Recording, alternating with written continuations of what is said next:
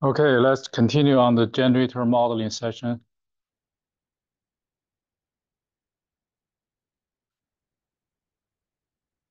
Okay, we quickly go through what we learned from last week. So our goal is to find a matrix which can tell how the flux can change with current. For round rotor generator, we have some rotor winding, have stator winding, and for ceiling pole rotor generator, we also have rotor and stator windings. Does anyone remember how many windings do we have for round rotor generators? As a minimal number of windings we have to consider for round rotor generators. Wasn't it? You have to add another coil, so it'd be 4. Yeah, it will be, what will be the total number of windings? For 4 plus 3. We have to have 3 stator windings and 4 rotor windings. For ceiling pole rotor generator, we have 3 plus 3. We have 6 windings. Any question? Okay. So, and we use ceiling pole rotor generators as examples. So we have 6 windings, so which means the flux linkage vectors can be represented by this vector with 6 elements from side A, side B, side D, side C, and capital F, capital D, and capital Q. So capital letters indicate rotor windings, and lowercase letters indicate stator winding. Similarly, we have also the vector on the current. And the reason why the first 3 elements of current, IA, IB, IC, they have a negative sign because I explained for the stator winding, and so those current will induce the voltage to power the load of the system. So their current will be opposite to the direction of a flux linkage. But on the rotor winding, so those winding will be the load of in each winding. So their current will be in the same direction as flux linkages. Okay, so in order to figure out the values for the parameters, each parameter in this matrix, which represent inductances between any 2 windings, mutual self-inductances. We need to consider this simple that simple figure with a revolving magnetic field between 2 windings. Okay. So the inductance is proportional to the product of the number of turns of 2 windings and also the permeance. Permeance really depend on the air gap. So if the air gap between the 2 windings is increased, so the permeance will decrease. So permeance is like a magnetic conductance of, if you compare to the electric conductance of electric circuit. Okay, so so there are different combinations in that inductance matrix. Some inductances are self-inductances, which means the 2 windings actually are the same winding. So you can just get rid of 1 winding in that figure. Some inductances are the mutual inductances, the 2 windings are different. And also, for some cases, the 2 windings are stationary. For example, for the stator windings, they don't move. They just face there. But the magnetic field is revolving, which is with the rotor. But for some mutual inductances, so 1 winding is in the stator, 1 winding is in the rotor. So the one on the rotor will be revolving together with the magnetic field. Okay, so for different combinations, so we have discussed the functions for the inductance changing with time or changing with the angle of this rotor, theta.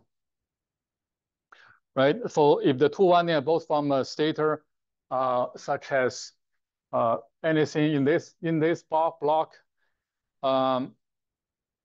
so the product of 2 N's, Ns and Ny will be constant, but the permeance will be changing periodically. with a period of 180 degree. Every 180 degree, the permeance will reach the maximum value. Okay, so if we want to use the function of theta to model the green block, so it will be a periodic function with a period of 180 degree. So if you use cosine function, so you're going to see cosine 2 theta plus certain phase. So this is what we derive. And definitely the L0 just indicate a constant term. So there's a maybe component which contribute to the flux linkage that doesn't depend on the position of the rotor, which is like net loss of a flux linkage from the inside of the generator to the air due to the air gap. The next one will be the element in those two blocks. Because the matrix is symmetric, so you only need to study one of the blocks. For those, anyone in that block, one winding is from rotor, one winding is from stator. So which is like the rotor winding will be carried by this magnetic and revolving together, right? And you can assume the stator winding is evenly distributed along the entire air, so entire space. So the air gap will be constant. So if you can design this generator very well. So this one is evenly distributed along this entire stator, inside of the stator. And this one is revolving together with the magnetic, okay? So which means the permeance will be basically constant, but this product will be changing periodically. Because right now, the two axes of the two winding in parallel, that is the largest value if we consider this as a dot product. But if they turn by 90 degrees, this one will become 0, right? Okay, so if it turn by 180 degrees, that will be pointing to different directions. So product will become -1. So for anything here in those two blocks, and they will also be periodic function with cycle of 360 degrees. So if we want to use the equation to represent their changing will be something like this one, will be a cosine function. The beta just indicates some phase, depending on which winding you're talking about. Okay, finally, anything here, which is like both windings are carried by the magnetic. So no matter how this one revolve, their coupling always constant and the permeance always constant. So that everything here will be constant. Okay, so next following slide, just figure out the phase for alpha and beta.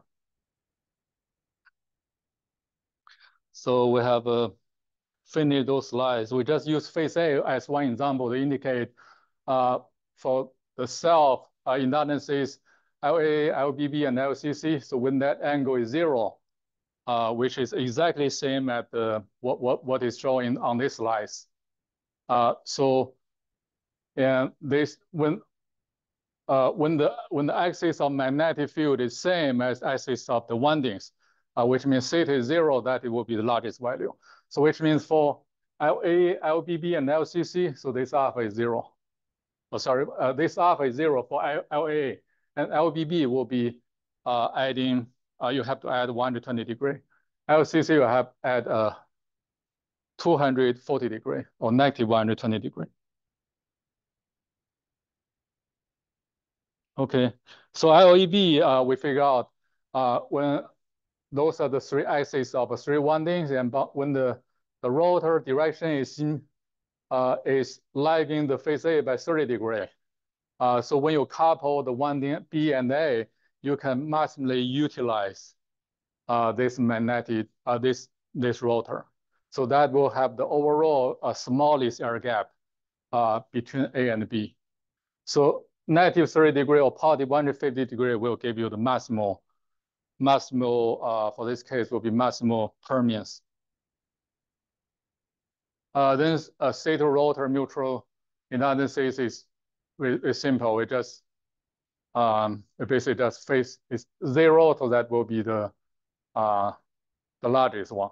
Okay, so that is same for anything like LAF or LAD, because capital F and capital D, the field windings and the damper winding in DS is both in the same direction.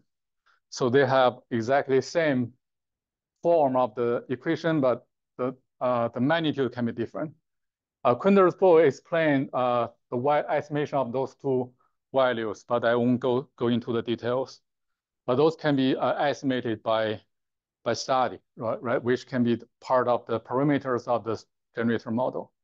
And in the QSs, which will be lagging this one by 90 degrees, so it's equivalent to change this one to a sine function with negative sign. If you define QSs to be lagging DSs by 90 degrees, so this negative sign should be removed. So that will become positive. Okay, so this figure just show all the waveforms, all the curves of the cell of mutual inductances involving a stator or one or two stator winding and one rotor winding. So first one is something like a LAA, LBB, LCC. So each of them will be positive because the self inductance between the same one is always positive, but it will be periodically changing around some value, which is this constant value at a certain magnitude. They just have 120-degree phase displacement. And the second column is the stator mutual inductances involved, maybe LAB, LBC, LCA, so they are all negative. Because phase A and phase B are separated by more than 90 degrees. Okay, so if you project to any coordinate, they will be opposite. They have they're pointing to different direction. So which means their mutual inductance will have negative effect. So it will be changing around some negative value. So you notice this has a period of pi, right? This is also have one period of pi. And the last column will be the stator to rotor mutual inductances involved. The first letter is from ABC, the second letter from F, capital D, and capital Q. So those basically just sine and cosine function. So they will have center value 0. They just periodically change with a cycle of 360 degrees. So one period will be 360 degrees or 2 pi. Okay. Any question for this slide? All right. So those three columns of curves are representing how the inductances change for ceiling pole rotor generator. But if you try do the same approach for a round rotor generator, are they same or different? Any thought?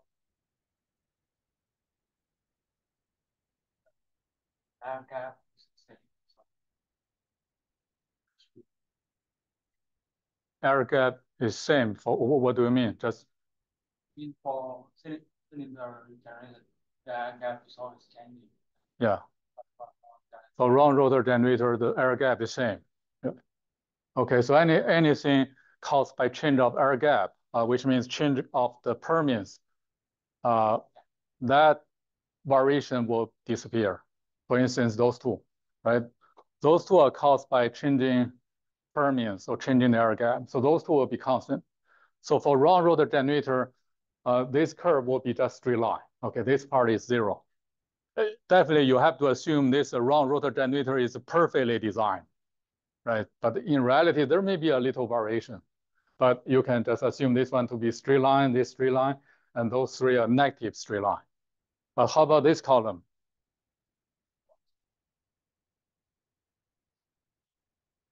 So for this case, permeance is a constant.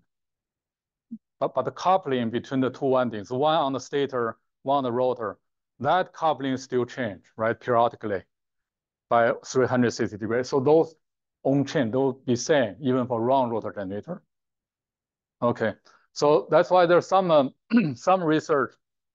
They just use round rotor generators, even it has one additional winding, but they make a lot of things easier. So at least those inductances will be almost constant.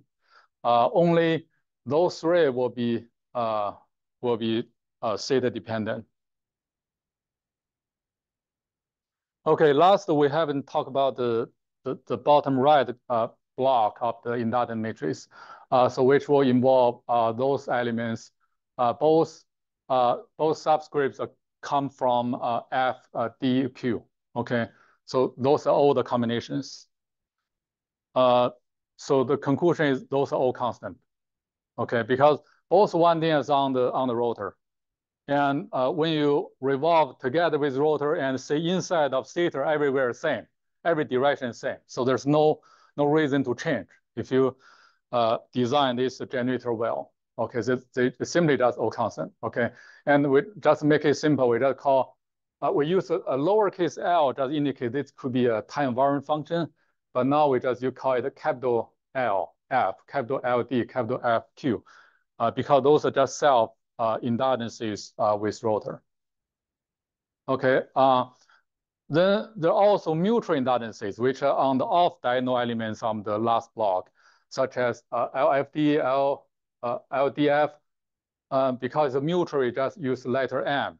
We just call it MR, which means mutual indulgence in the rotor. And this is also mutual indulgence, but because field 1D and damper 1D in QS they are pointing to a different direction. So which means the inner product of two number of terms will be always 0. So this one always 0. That is also always 0 because the two 1D are orthogonal to each other. Okay, so finally for that gray block, that will be very simple. So the diagonal element will be constant, and off diagonal element only just have one, which is not 0. Okay, to summarize, those are all we have derived so far for the flux linkage equation. So the indulgence matrix will have diagonal block. The first diagonal block is this one. The second will be this one, and the off diagonal block will be this one. This is symmetric. So you can just do the transpose. So this one will give you the other one.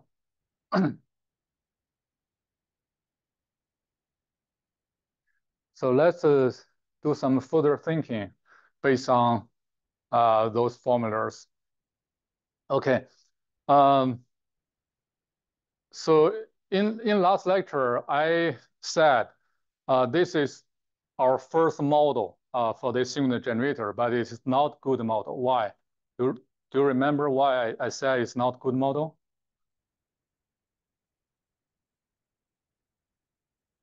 Was too much parameters. Not because of the number of parameters, because of now the parameters are constant, right? So you can treat each indulgence, mutual self-indulgences as parameter, but most of them actually theta dependent, depending on the position of rotor. And when you use this model and you don't know the actual position of rotor, you actually don't know the true value, okay? So each value will be periodically changing with theta, but you don't know what their value is. So it's not a good model. A good model means first, all the parameters have to be constant. Because the constant, when you test this machine at this location under this condition, you can pass the parameter to somebody else. They will just, it's safe to use the same set of numbers for other study, right? You don't want, when you disconnect the generator, everything change. You just shift to some other value. All the modeling work will be useless. Second, we definitely need to have the smallest set of parameter, which means if your model has 1,000 parameter, my model has 100 parameter, we can generate exactly the same result. My model is definitely better, more efficient. So we need to figure out the smallest number of parameter which are enough to do the study without sacrificing any accuracy. So definitely this model doesn't meet the first expectation. So in this matrix, only this block is constant and the other 3 blocks all theta dependent. So then we need to think about why what make this block be constant, but the others not. Because this block is estimated in the reference frame, which is revolving together with the rotor, right? The others all involve some stator frame. So that make the LSS or LSR theta dependent. Because theta is time dependent, so those are also time dependent. Because they involve at least one winding which is from stator. Okay, and we can pick the second equation from here, which is the psi FDQ equals LRS multiplied by this one plus LR multiplied by IFDQ, which will be this equation. So I intentionally highlight this item because only that one is theta dependent. Anything else, everything else will be constant. Because this is if you spell the psi vector, which will be psi f, psi d, psi q, there's no theta. This current has IA, IB, IC, no theta. And here's no theta, here's no theta. Only this one has theta. Okay. So this one gave us some idea on how we can get rid of theta in our next model. So we move this item, a theta dependent term, to the left side of the equation and everything else to the right-hand side of the equation. And the right-hand side doesn't depend on theta at all, at least not explicitly depending on theta. Okay. So which means the left-hand side essentially doesn't depend on theta. Although it has maybe item which is theta dependent, but we can make it be theta independent. So for instance, maybe we can introduce some transformation. The transformation is theta dependent, but this theta dependency will cancel the theta dependency with this LRS. Then we need to figure out, so at least the right-hand side of the equation prove this one is doable, it's completely feasible, right? So we just need to figure out what transformation we can utilize to cancel the explicit dependence of theta. So if we can do that, we can just transform the current as I prime, which is some current, but still carry all the information of I. And also we can call the L matrix transformed by P inverse as some new L matrix. So we are going to utilize this one as the parameters for the coupling between the stator and rotor winding. Any question? Okay, so this is our starting point, LRS, right? Every item is theta dependent. So how can we get rid of the theta dependency? And we know this item is when we do calculate the product of LRS and the current vector of the stator current vector, this one essentially is theta independent which should be equal to the right-hand side. So our goal is to find out how we can transform to this item, both are not theta dependent. Okay, that's one thing we can do. We just simply finish this matrix multiplication. We just calculate the first matrix is just diagonal matrix. It just vary the value of each row. So we just keep that there. We calculate the product of the next two. So we'll have those three elements become a vector. Okay, by coloring those vectors differently, actually this vector of three elements only show two different elements. Those two are identical. And this is another one different. Okay, so how about we just define each of those, the first two as ID. Let's just call it some current. We just get rid of the theta dependency. The second one is different. We just call it IQ. That's done. Okay. Right. So those ID IQ will be part of this I prime. And we just forget those theta dependent formula. We just start using the ID and IQ, but definitely we need to figure out a way to transform back to IAB. Your IAB represents actual current in the network. If you measure the current in the phase A, phase B, phase C, those are the real current. But this ID IQ, we just define this expression as ID. We just don't like to see theta. That's it. We haven't figured out what transformation we can use, but let's just continue. Okay, To make things simpler, we just consider balanced steady-state condition. So balanced steady-state condition, if we call the IA is proportional to some sign function with 0 phase, IB will be the same function with negative 120 degree. IC will be the waveform added a positive 120 degree, okay? And for the steady-state condition, we know the theta, which is on the position of the rotor, we have this formula, which is equal to the omega r, which is the rotor speed times t plus the delta. Delta is actually the rotor angle. The QS is relative to a synchronous frame, okay? That synchronous frame is revolving at omega s. Omega s is actually the common frequency of the system. This negative half pi just indicates this is about QS, it's not about DS's, okay? And for steady-state condition, the omega r is same as omega s. There's really no difference about omega r, omega s. Omega s doesn't represent the true location of rotor. It just represents there's a common reference, which is like 60 hertz. But omega r, it can carry the real-time variation of the rotor, okay? But for steady-state condition, they're basically the same. So next, we want to calculate ID and IQ, okay? In order to do that, we have to plug in those IA, IB, IC into those formulas.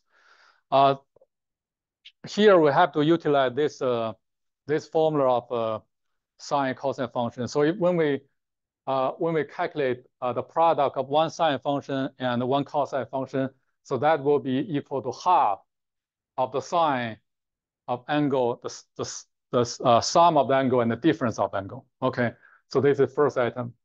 And if we shape the product, each angle by 120 degree, we definitely have the second, the third and the fourth term. And we further shaped by another 120 degree, we get the last two terms.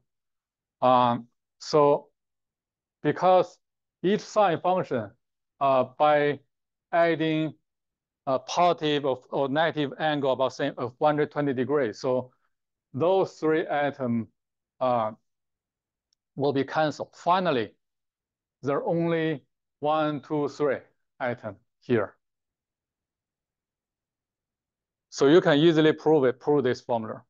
So anyway, so if we utilize this formula, that can be simplified to 3/2 of sine alpha minus beta. So we are going to use this formula to largely simplify the calculation of ID and IQ.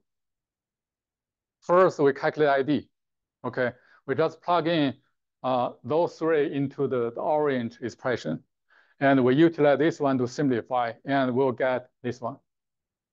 It's 3/2 multiplied by the amplitude, original amplitude, and here represent the difference of two angles. The difference of two angles, alpha here will be omega st, okay?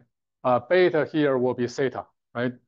So omega st minus theta. So alpha minus beta. Next, we want to replace, we don't want to use theta. We may know delta. Delta represents the relative difference between the rotors, okay? But theta represents actual location. So we want to get rid of theta. We replace theta by this expression about the delta. So we'll have this second item. And we know the omega s is about same of omega r, so we can cancel the first two time-dependent terms. Finally, we get this one, which is constant. So if the delta doesn't change, this one doesn't change. So this proves ID is constant. It doesn't depend on theta or time. Further, we can do for the IQ, which is give you the same conclusion. So they are very similar. The ID will be proportional to cosine delta, and IQ will be proportional to sine delta. Okay, now we have at least two elements in this I prime. But think about the dimension of the current vector is 3. We have IA, IB, IC. So if it's under balance condition, if we know IA, IB, do we know IC? Yes, right? Yeah, under balance condition, IC will be 0 minus IA minus IB. But if it's not balance condition, we cannot do that. Okay, So we have to introduce something else, which is represent the sum of the three currents. But definitely in balanced condition, that sum will be 0. But here, let's just go ahead to define IABIC. We define this one, the summation, that may not be 0 under if the condition not steady state. We just go ahead to define the summation of those three currents as I0. So now we have three new elements. Those three currents are all direct current, DC current. So they don't change with voltage, don't change with the theta of time. Okay. Any question? All right, so we'll define this one to be the new current vector. This one can largely simplify the inductance matrix because we're going to replace the product of original L matrix, L block with the IABC by some L, maybe L prime multiplied by I0 dq. And there's no theta dependence. Okay, so now we can summarize or figure out what transformation we can utilize to obtain I0 dq from IABC. And which is through the transformation P. Okay, so from a previous slide, we know so ID will be those three atoms multiplied by IA, IB, IC respectively, and we calculate the sum that will give us ID. But actually, if here we just want to eliminate the dependence of the theta, you can also multiply a constant KD. You can take any non-zero value that will give you one ID which is not theta dependent. So you can scale up the ID or down by certain value. That doesn't change too much. You still can get rid of the theta dependency. Similarly, we can multiply any IQ by a constant value. Okay. So finally, on the I0, which is just simply the sum of the three current and multiplied by K0. So we introduce three constant value, non-zero constant values. So this one means the product of this, the first diagonal matrix and this second matrix, by taking any K value, that will give us a transformation. That transformation will get rid of the theta dependency. And this will be the general form of transformation. So you can take any value of K. So for balance condition, let's double check. Okay, let's just keep those K values undetermined. So ID will be this one. After transformation, so it will be only, it's proportional to cosine delta. And IQ is proportional to sin delta. And I0 will be just simply 0. Okay, it's done. All constant. So under static condition, the ID, IQ, I0, all constant. Okay, next we need to determine the value for those Ks. Okay. So here we can add one very important condition. So we want to make this transformation be power invariant. Power invariant means it has preserved value for inner product. So before transformation, we can do any inner product, which means we do the dot product of a two vector. And what condition do we need to do dot product of two vectors when we calculate power? Because power is defined to be somehow like a dot product of a voltage and current vector. If we use the voltage current in the original frame of ABC, we can calculate power. So now we apply the transformation to change to the frame of 0 dq. We also calculate power. We hope the two powers are equal, right? You don't want this transformation change the power.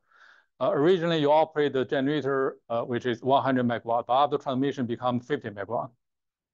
You definitely want the transformation to be power invariant or inner product preserved. So in order to do that, we have to add another condition. So when we calculate the three-phase power, which is equal to the instantaneous power in the phase A, B, and C, which is equal to the inner product of voltage, three-phase voltage, and three-phase current. This is the inner product. And if we apply this transformation, that will be the inner product of the new voltage in the 0 dq and the new current. Okay, so which will give us this one. We hope those two are exactly equal. Then it doesn't change any power. So you can choose to use the transformation or not, but it never break any conservation of energy or power law. We just replace the original vector by the inverse of transformation multiplied by the new vector. That can be applied to both voltage and current vector. And we just do some simplification. We get this one. So the two items outside of those two expressions exactly identical. Okay, so we have to make this right one, the internal P, the inverse of P transpose multiplied by the inverse of P to be identity matrix. So this one the right one has to be identity matrix. So then we can meet this power invariant law. So we simply have this one. The final conclusion is PT transpose of P is inverse of P. So this type of matrix is called orthogonal matrix. So this is simply the definition of orthogonal matrix. So if one matrix, if you transpose it, the matrix, it becomes its inverse. So that's matrix called orthogonal matrix. Orthogonal matrix can preserve the value of inner product. So if you have two vector and the area between the two vector, after any such a orthogonal transformation, that area will be same. The area shape can change. It can become longer or become more narrow, but the total area will be same. So that preserves the inner product. Okay, then you just solve this one. So you have to take KD, KQ to be equal to the root of 3/3 and K0 to be 1 over the square root of 3. So you have to take that value to make the transformation to be orthogonal. Okay, this will be the final transformation and the inverse transformation. We call this transformation as parse transformation or 0 dq transformation. So the transformation itself is theta dependent. This theta dependency cancel the dependency of the theta with original flux linkage and current. And that will generate a new current, which is not depending on theta. Question? Everything clear? Okay, so if you find some other textbook which define QSs to be lagging D by 90 degrees, not leading, you will find out those two matrices will be changed. So the change will be on the negative sign in front of sign function. So those sign will become positive. Okay, but finally, when we finally derive the differential equation model is same, basically same. So don't worry about those negative signs. All right, so next we need to rederive this equation, the flux linkage equation in the new frame, in the 0 dq frame. So this equation is right now in the ABC frame. We know the LSS, LSR, LRS are all theta dependent. Only LR are not theta dependent. By introducing this transformation, the path transformation, we want to get the new equation which have no theta at all. So when we apply the transformation, the path transformation, we only need to apply to any quantities in ABC, not in 0 dq, which means when we apply the transformation to the entire current vector, only the top 3 elements are actually in ABC. with stator winding. But the last three atoms, capital F, capital D, capital Q, actually already in the rotor, 0 DQ, right? Because capital F, capital D are in D axis, capital Q in Q axis, it's in Q axis. So we only apply power transformation to the three currents in the stator winding, A, B, C, right? So for the IFDQ, we don't need to change anything. We just multiply that one by identity matrix. Okay, so next, for this equation, we multiply both sides by the inverse of this right one. So you will see this inverse matrix multiplied by the flux linkage vector in the new frame, which is equal to the flux linkage in the original frame, right? So that is just part of the original flux linkage equation. So next step, in order to derive the equation for the flux linkage in the new frame, both sides we multiply the inverse of this matrix. And also this one can be transformed, replaced by the new current in the 0 DQ frame. Okay, so next one, we just simplify this equation. We can get this one. So both sides is multiplied by the inverse of this matrix, which is just the PLI on the diagonal element.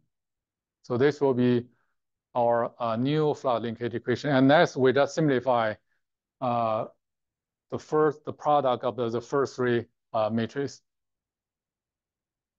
We just define that one as this new L matrix with prime. Prime just indicate after transformation.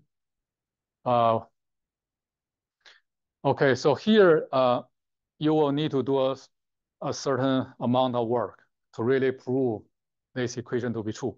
I just tell the result. I will leave this one as a homework.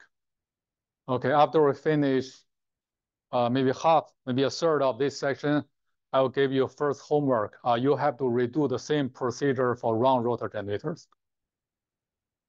Okay. So round rotor generator has one additional winding, right? So ABC will be same, but this psi FDQ, you have to add another one. You call it Q2, or maybe use a different letter. This flux linkage vector or the current vector will become 7. We'll have 7 elements. And this matrix is also bigger. The matrix will not be 6 by 6, it will be 7 by 7. You have to do that in the first homework. But anyway, this will be the final result of the transformed flux connecting the transformed flux linkage and current. So there's no theta at all. Everything becomes constant. And if you tell the notations of each parameter, it makes a lot of sense. So this block indicates the coupling between the two stator winding, okay? And it tells you after transformation, there's no coupling between two windings. There's only self-inductance with stator. Because A, B, C, they separate by 120 degrees. So their coupling is not 0. Phase A and then phase B, they separate by 120 degrees. So if you project to any coordinate, there will be two vectors, right, pointing to the different direction, which means they have some coupling.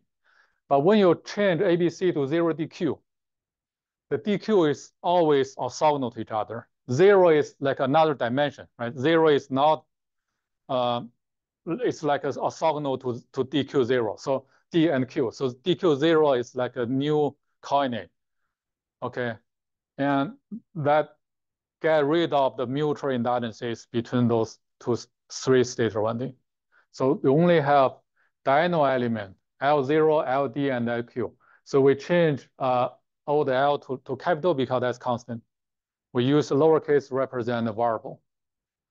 They just indicate the self-inductances. And this block, everything is M, right? Because this block represents the mutual inductances between stator winding and the rotor winding. Because these three elements multiply, those three elements, psi 0, D, and Q, multiplied by those values will give you the current in the rotor, right? So the top right block couples the stator flux linkage and the rotor current. And bottom left block couple the rotor flux linkage with the stator current. So everything in each block will be mutual industance. So mutual industance, we use capital M. So we use letter F, which means capital F just indicate this is mutual industance involve field winding. And capital D means this mutual industance involve damper winding D. And also there's a capital Q. Finally, in the last block, we have self-inductances, which basically just coupling with for each individual rotor winding. Also, we have mutual inductances. And we only have MR, which is proved in the previous slides. And finally, earlier we have a lot of like a parameter like LS or MS in that slides with a lot of curves. But right now we simplify those one. We define some new value. Okay, so this one tell you the calculation of those new parameters. And there's also factor K. K that represents square root of 3/2. So this will be our starting point from here. All the future model will be based on this flux linkage equation. Okay, you're going to do the homework for the same procedure on the round rotor generator. Any question? I know these orthogonal to Q, previous equation. Why there is also orthogonal to DNQ. 0 is like a third dimension. That dimension is non-zero only when the three faces of ABC are not balanced. Yeah. Maybe it's not accurate to call it orthogonal. We can call D and Q to be orthogonal. 0 is just another dimension, whichever dimension. Just make up the original three-dimension space. Yeah. Yeah, if you want, you can define maybe I0 plus ID to be a new dimension. That's fine. That's also fine. But that you only have this physical meaning of I0. Want to make I0 to indicate the neutral current. So that's why we define I0. Okay, next we want to change this equation. This equation is about a voltage of each winding. So it will connect the vector of all winding voltages, all currents, and all flux linkages. Okay, so here we also define the new voltage vector in the reference frame 0 dq to be the vector transforming the original voltage vector by this path transformation. So which means if we know the new vector, we can have the original vector by using this inverse transformation. We just plug in this equation to the voltage equation we already know about ABC frame. Okay, so we'll have this equation. So for this equation, we do the same step by multiplying both sides by the inverse of this transformation. So which will be that will be PI will be multiplying the left-hand side on both sides. So the left-hand side equation will be the new vector, new voltage vector. So it will be something like this one. Okay, so we have a new voltage vector here, which is in the pink color, and we have a new current vector. And on the left, multiplying this current vector, we have three matrices, right? They together represent a matrix on all the resistances after the transformation. And the last item, which is the differential or derivative of flux linkages, that one need to be multiplied by the transformation matrix. And the vector of flux linkage also need to be replaced by the new flux linkage multiplied by inverse transformation. Okay. Is this clear? This last item is directly taken from the first one by multiplying the transformation. And this flux linkage vector is replaced by the new vector multiplied by the inverse transformation. So next, we just figure out what this one is and what that one is. We will get, it's done. We'll get the new voltage equation. We definitely don't want to see any theta in that equation. So if there's any theta, this mission is failed, okay?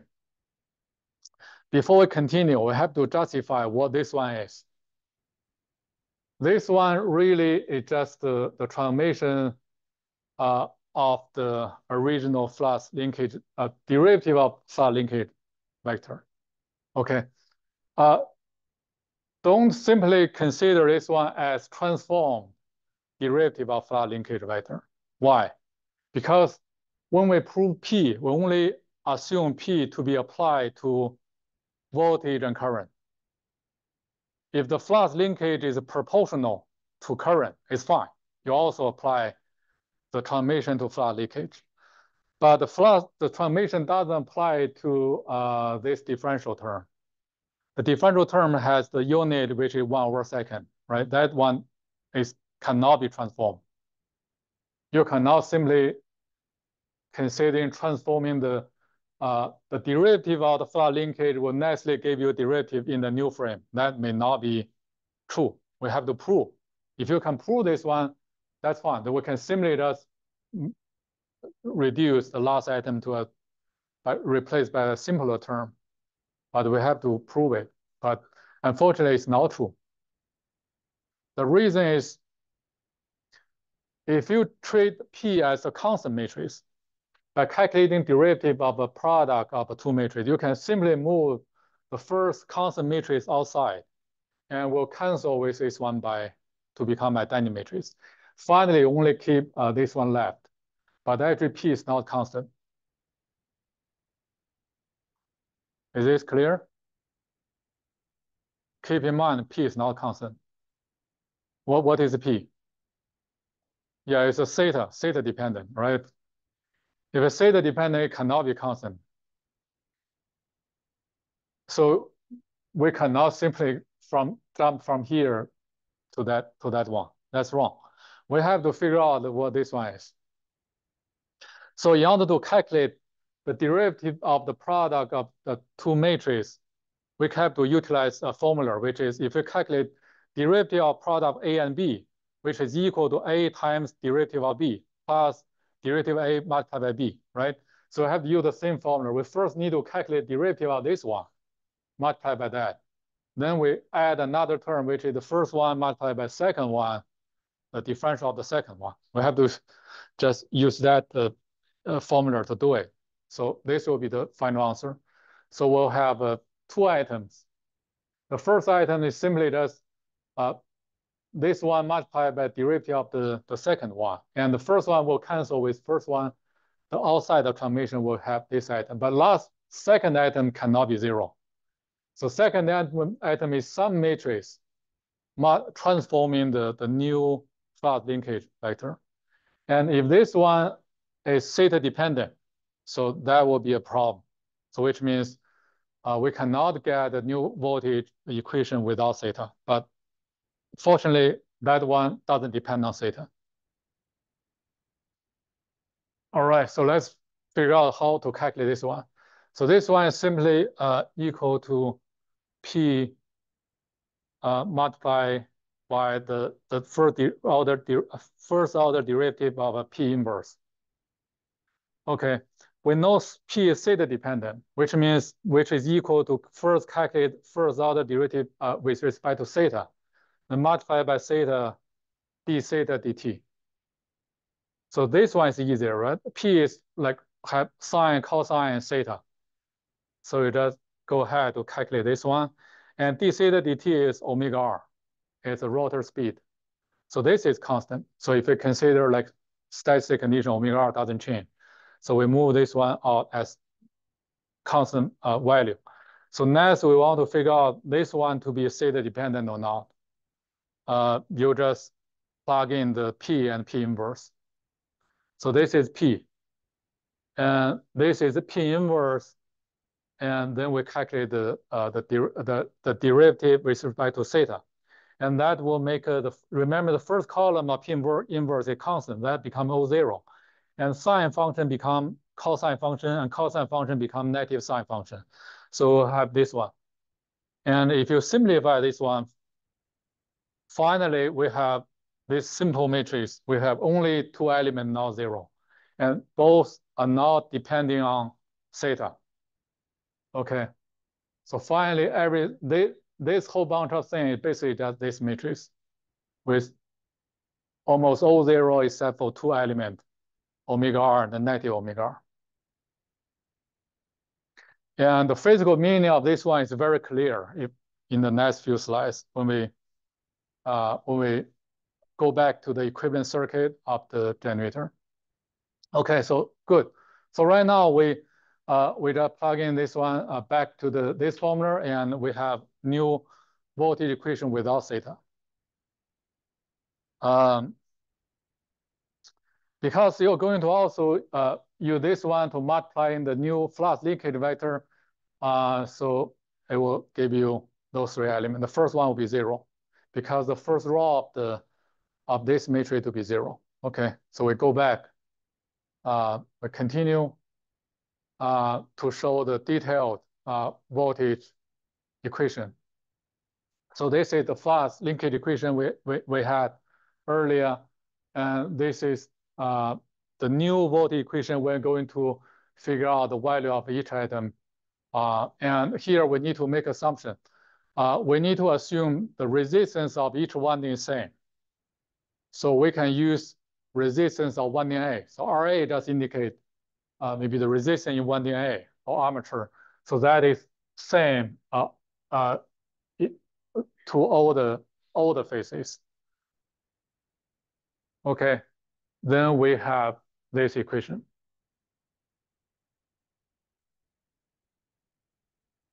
I ignore some steps. Simply, what you need to do is on the paper, if you want to prove I didn't make mistake, you just plug in this one here, or maybe this one here, okay? And RABC basically the diagonal matrix of RA, okay? And let me see, RFDQ. RFDQ is basically just diagonal matrix of RDIQ, because we don't know the resistance of the rotor winding. They can be made by different material. And the next thing, because this one introduced some flux linkage, I can borrow the flux linkage equation to plug into some of the atoms, just replace. We can just shape the derivative, time derivative to the current vector. So you'll have this one. So that omega r will appear here on those elements. Yeah. Sooner or later, after you finish homework 1, you will be very confident with those formulas. Okay. So from this step to that step, I just change the order of the row and the column and make 3 blocks. The first line is only in 0 direction, and the second block is only in the D axis. And third block, which is only in the Q axis. Okay, because the coupling between the 0 DQ can be ignored. So I can make sure after doing this one, and I have the inductance matrix, which is diagonal block matrix. Only we have non-zero block on the diagonal elements, right? All diagonal elements are all 0. So this is similar to memorize or use. Okay. Another thing I have to mention. So if you use this column or this row, the red row with the two red elements multiplied by the current, then you try to identify from those elements, you will know exactly that is about proportional to the flux linkage in Q. Similarly, if you use this blue row to multiply the current vector and identify those elements, that is exactly proportional to psi d.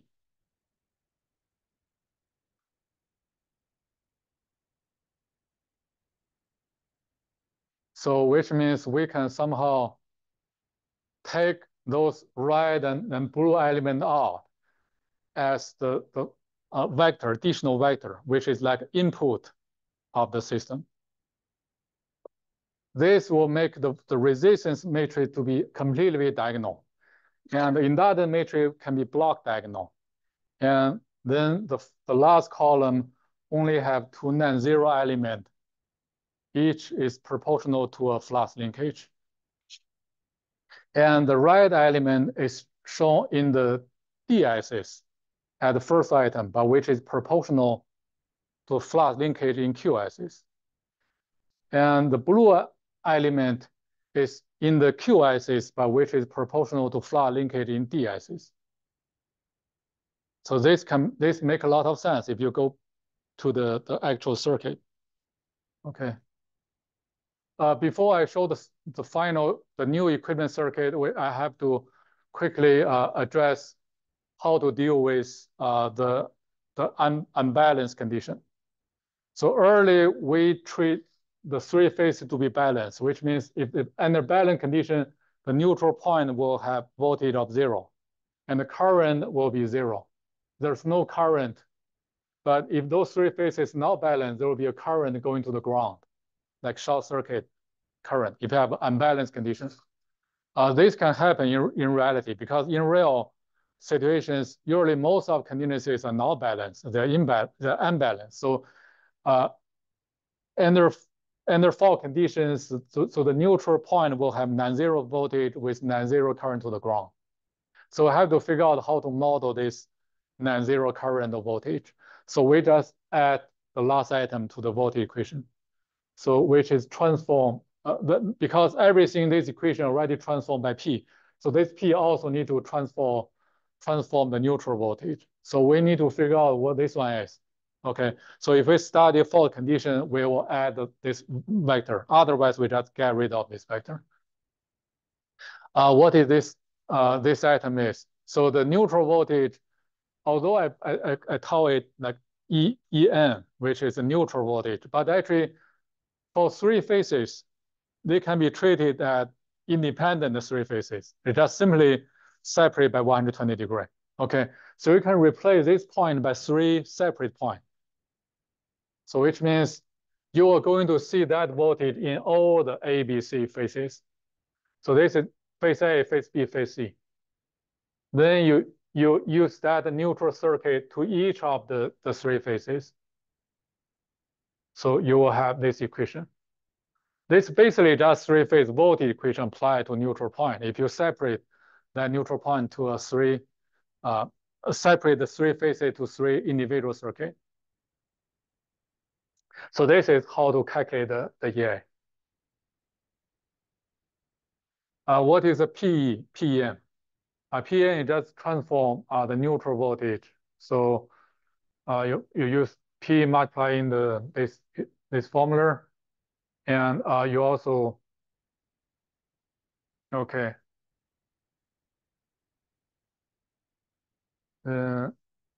By changing the current from ABC to the 0 DQ, you're going to have this matrix represent the transform the neutral resistance and transform the neutral inductance.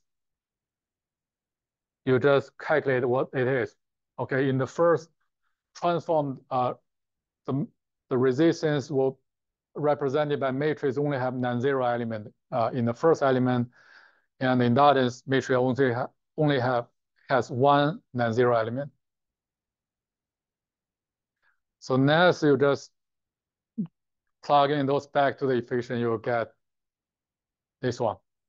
Okay, this one tell after transformation, the neutral voltage will be equal to the first line of this equation. And the other item is 0. So this is the only thing we need to add. So we just add this one to the voltage equation. We only just replace the first item corresponding to the neutral voltage by this one. Okay. Definitely, if I0 is 0, if there's no fault current, I0 becomes 0, the first item is also 0. That will go back to the balance condition. All right, just summarize what we learned so far. Okay, so we assume there's a transformation. We can change the original current vector to a new current vector in 0 DQ, and we prove that transformation has to be this one, to be power invariant, to preserve the inner product value. And we use this one to transform original flux linkage equation, voltage equation, to new flux linkage equation and voltage equation. And this voltage equation will also consider the neutral voltage and neutral current under unbalanced condition. That's what we have done so far at this lecture. This table, just for your convenience to understand the Quinter's book, because Quinter's book is using a totally different system, but I try to give you this table so you can easily understand so what each notation means in my slides. So in my slides, I use capital letter to indicate around any quantities with rotor, right? So we have F, capital F just means field winding. Capital D means damper winding D. Capital Q is damper winding Q. I use S means self. I use M means, I use L means self inductance. M means mutual. And this subscript S means stator, okay? And later, capital M just indicate mutual inductance. So the capital F, D, Q just indicate which one is coupled, okay? But in Quinter's book, so for current, the field winding current, you just use FD. FD just stands for field winding. And KD, because Quinter book allow considering many different damper winding D. So K may be a number. So if you see you see I1D means first damper winding. The current in the first damper winding. You see I2D, which means current in the second damper winding. Similarly, if you see I1Q, which means the current in the first damper winding Q. So if you try to find the capital MS, which is LAB0, because Quinter book proved this one based on the constant part of the mutual inductance between A and B. They use that one as an example to explain the mutual inductance. So that's why they call it this one. They keep using this notation. Okay.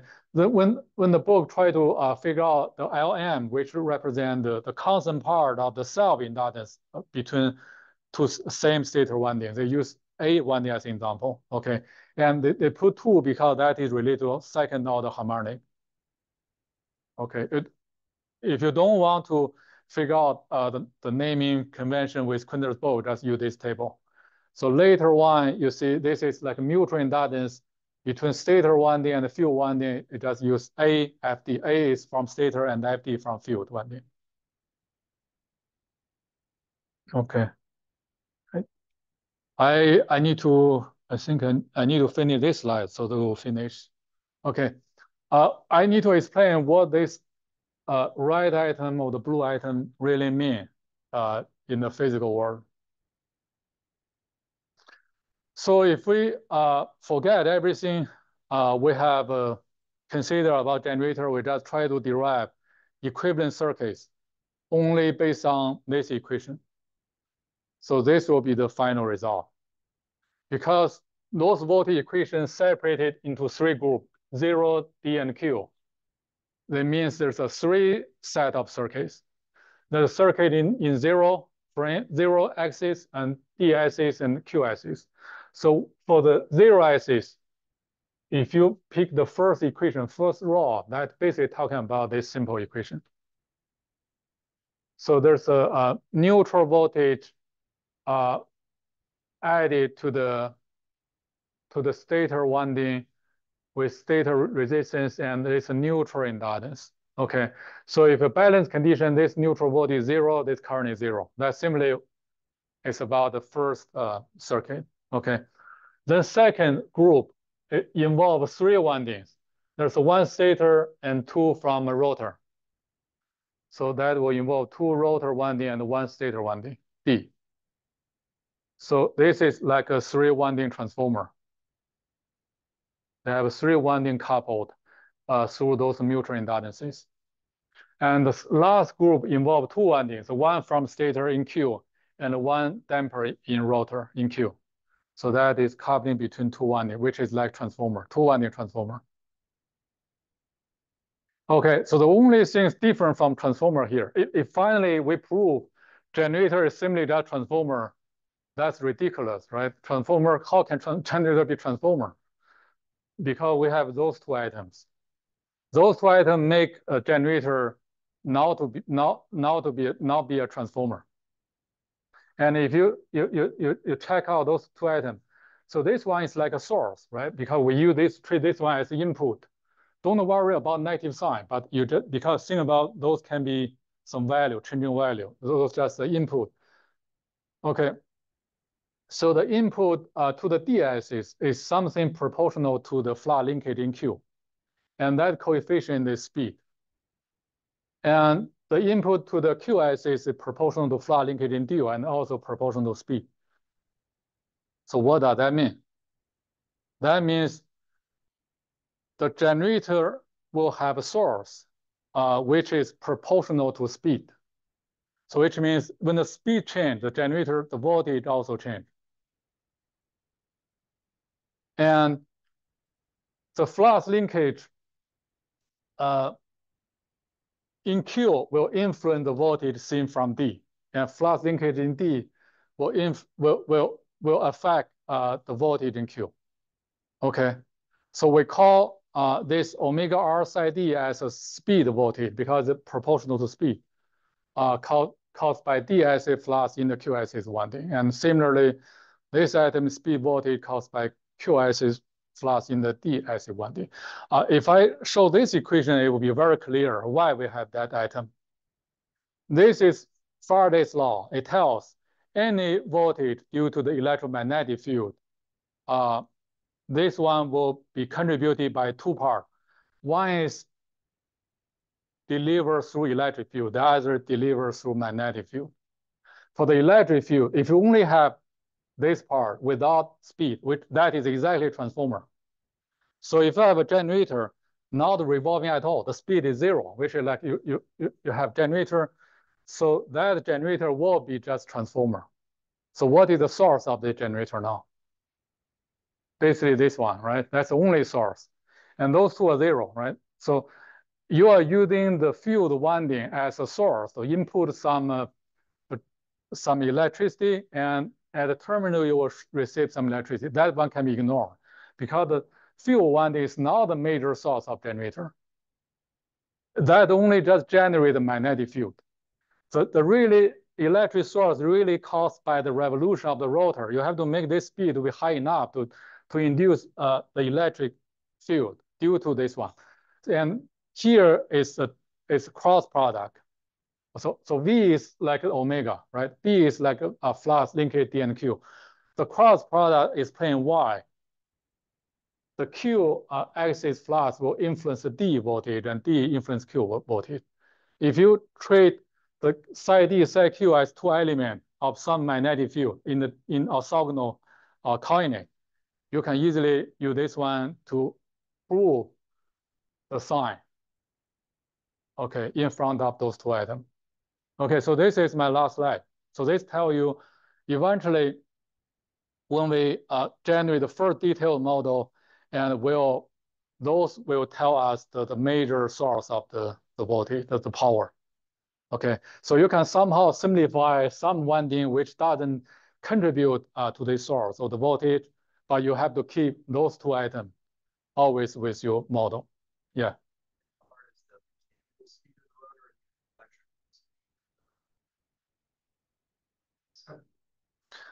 It should be electric speed. Yeah, but if we treat all the generator just have with 2 poles, that's same. That basically same. We don't bother about don't bother with figuring out what the mechanical speed is because we don't know how many poles they have. We don't have to. Yeah. Okay. What else I need to see? All right. So the last thing I need to mention, is this a good model?